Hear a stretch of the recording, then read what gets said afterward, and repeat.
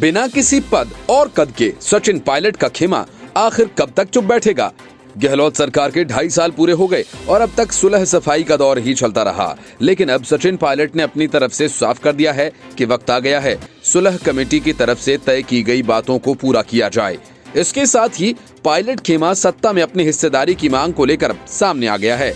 Pilot के साथ साथ उनके समर्थक विधायकों ने मंत्रिमंडल विस्तार और राजनीतिक नियुक्तियां जल्द करने की आवाज उठाना शुरू कर दिया है।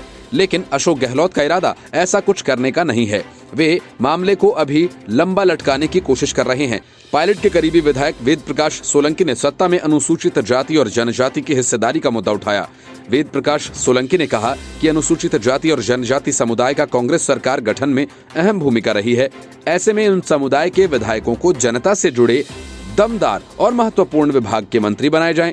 उन्होंने कहा कि वर्तमान में अनुसूचित जाति के मंत्रियों को कारखाना, बॉयलर्स, श्रम जैसे विभागों का जिम्मा दिया गया है जिन्हें कोई जानता नहीं है। इन विभागों से आम लोगों का भला भी नहीं किया जा सकता। सोलंकी ने कहा कि SC/ST वर्ग के विधायकों को ऐसे विभाग दिए जाएं जिससे वे अपने वर्ग का हित कर पाएं। चिकित्सा, ऊर्जा, पानी, स्वायत्त शासन जैसे विभाग दिए जाएं।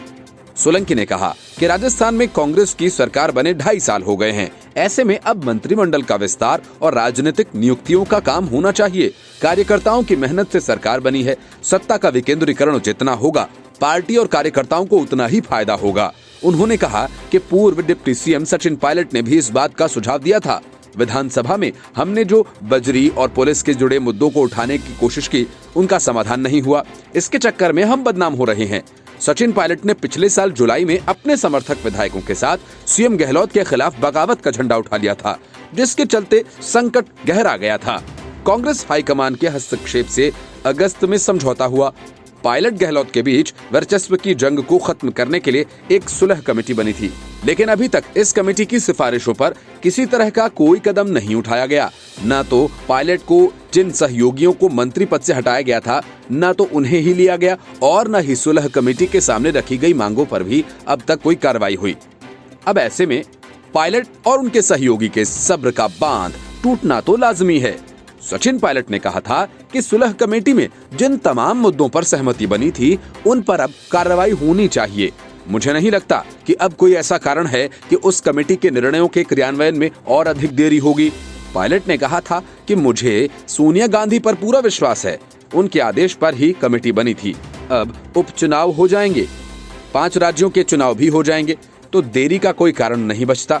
साथ ही उन्होंने दलित वर्ग को मान सम्मान देने की भी बात कही थी। सचिन पायलट ने कहा था कि जहां तक मेरा अपना मानना है, सरकार को 2.5 साल हो चुके हैं। घोषणा पत्र में जो वादे किए गए थे, कुछ पूरे भी किए गए और कुछ बचे हुए कार्यकाल में वादों को पूरा करने के लिए गति से काम करना होगा। इसमें राजनीतिक नियुक्तियां हैं, मंत्रिमंडल का विस्तार है, उसमें पार्टी और सरकार मिलकर एक राय बनाएंगे।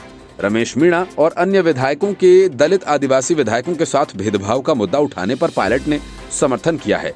पायलट के बाद उनके सहयोगी विधायक भी उनके सुर में सुर मिलाना शुरू कर चुके हैं।